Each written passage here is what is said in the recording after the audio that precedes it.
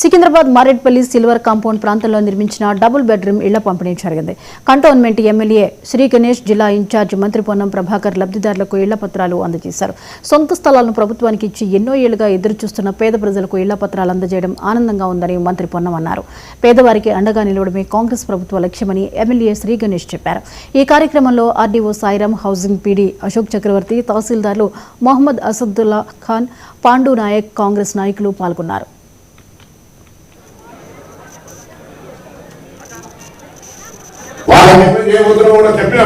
కాబట్టి ఇవాళ ఇల్లు వస్తున్న వాళ్ళందరూ సంతోషంగా మంచి ఆనందంగా ఉండేటువంటి విధంగా వాళ్ళకు శుభాకాంక్షలు తెలియజేస్తూ, ఇల్లు లేక జాగ్రత్త వాళ్ళకు తొందరలోనే ఇళ్ల నిర్మాణ శాంక్షన్ పత్రాలు ఇవ్వబోతామో ఇట్లనే కార్యక్రమం తీసుకొని, అదేవిధంగా జాగ్రత్త కూడా లేక ఇల్లు లేకున్నటువంటి వాళ్ళకు కంటోన్మెంట్ స్థలంలో మనం ప్రభుత్వం తరఫున తీసుకోవాల్సిందే. వాళ్ళు ఇవ్వకపోతే కంటోన్మెంట్ ముందర మన యొక్క నిరసన చెప్పాల్సిందే. ఆ విధంగా స్థలాన్ని కేటాయించుకొని ఇక్కడ ఈ కంటోన్మెంట్ నివాసితులకు ఇందిరా ఇల్లు కట్టించుకునే బాధ్యత ప్రభుత్వం తరఫున చొరవ చూపెడతామనే మాట మనవి చేస్తున్నాయి. ప్రతి పేదవాళ్ళకి అలా సొంత ఇల్లు ఉండాలని, అలాగే సొంత ఇల్లు పట్టాలు తీసుకుంటున్న ప్రతి ఒక్కరు ఆనందంగా ఉండడం చాలా సంతోషం.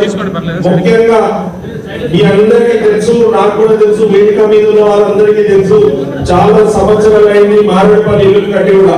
అయినా కానీ కట్టినా కూడా గతంలో మీకు హ్యాండ్ ఓవర్ చేయకుండా మీరు ఎంతో కష్టపడి రెంట్ కట్టుకున్నారు, కానీ మీకు పొజిషన్ ఇవ్వలేదు. ఈ రోజు మీ కాంగ్రెస్ ప్రభుత్వం ఒక లక్ష్యం, ప్రతి పేదవారికి మంచి జరగాలని, సన్న బియ్యం కావచ్చు, రేషన్ కార్డు కావచ్చు, 200 బస్సు యూనిట్ కరెంట్ కావచ్చు, బస్సు ప్రయాణం కావచ్చు, 500 సిలిండర్ కావచ్చు, ఏ విషయానికి వచ్చినా కూడా పేదలు బాగుంటేనే కాంగ్రెస్ పార్టీ బాగుంటున్న ఆలోచనతో ఉంటుంది. ప్రతి పేదవానికి ఇల్లు ఇప్పించే బాధ్యత కూడా తీసుకుంటామని, ఎల్లప్పుడూ మీ సహకారం ఇదే మాదిరి ఉండాలని, వాళ్ళు వీళ్ళు ఏదైనా చెప్తే దయచేసి ఎవరు కన్ఫ్యూషన్ కావద్దు.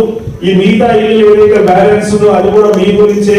రుణం నిజమైన అసలైన పేదలు ఎవరైతే ఉన్నారో అరుణులు కూడా ఆ ఇల్లు కేటాయిస్తామని సభాముఖంగా చెప్తూ మీ అందరూ ఆశీర్వాదం ఎల్లప్పుడూ కోరుకుంటూ సెలవు తీసుకుంటారు.